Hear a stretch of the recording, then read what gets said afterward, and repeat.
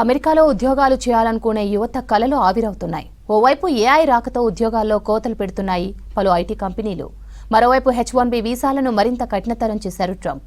కొత్తగా అమెరికా వెళ్లి ఉద్యోగాలు చేయాలంటే H1B వీసాలపై $1,00,000 అంటే మన ఇండియన్ కరెన్సీలో దాదాపు 90 లక్షలు కట్టాలని రూల్ తీసుకొచ్చింది యుఎస్. దీనికి తోడు ఐటీ ఎగుమతులపైన టారిఫ్లు పెంచుతారనే వార్తలు మరింత కుదిపేస్తున్నాయి. రాష్ట్రంలో ప్రస్తుతం 9.72 లక్షల మంది ఐటీ ఉద్యోగులు పనిచేస్తున్నారు.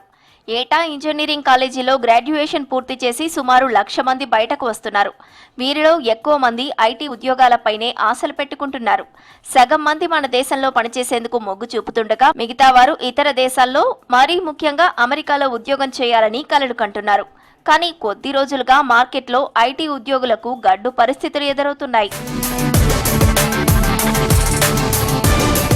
ప్రపంచవ్యాప్తంగా చాలా ఐటీ కంపెనీలు కొత్తగా అందుబాటులోకి వచ్చిన ఏఐ టెక్నాలజీని వాడుకుంటూ ఐటీ ఉద్యోగుల సంఖ్యను తగ్గించుకుంటున్నాయి. ChatGPT వంటి ఏఐ టూల్స్ రావడంతో చాలా పనులు ఈజీగా, స్పీడ్గా పూర్తవుతున్నాయి.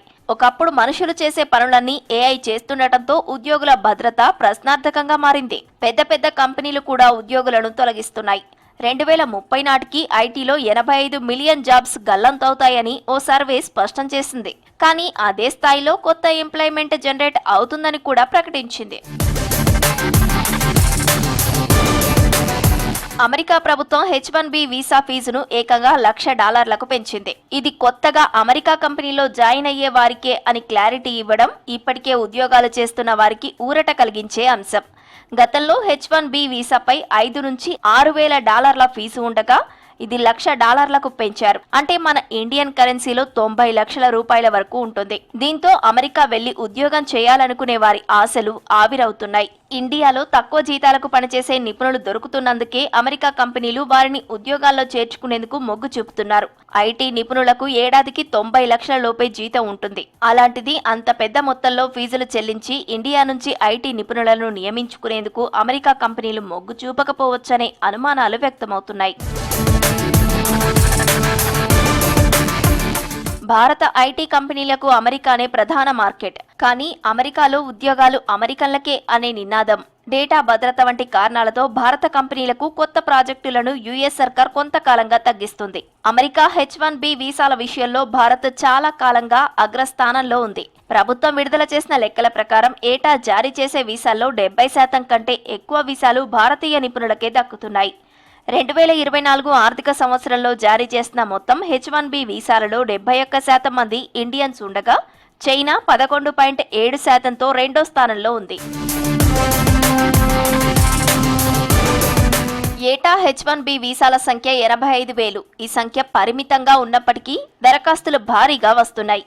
2023-24 ఆర్థిక సంవత్సరంలో అమెరికాకు భారత ఐటీ ఎగుమతులు 10 లక్షల కోట్ల నుంచి 12 లక్షల కోట్ల మధ్య, అంటే మొత్తం ఐటీ ఎగుమతుల్లో 65% వరకు ఉన్నాయి. ఎగుమతుల మీద కూడా టారిఫ్ల పెంపునకు ట్రంప్ సర్కార్ ఆలోచన చేస్తుందనే ప్రచారం జరుగుతోంది. ఇదే జరిగితే చాలా మంది ఐటీ నిపుణులు తమ ఉద్యోగాలు కోల్పోయే ప్రమాదం ఉందని ఆందోళన చెందుతున్నారు.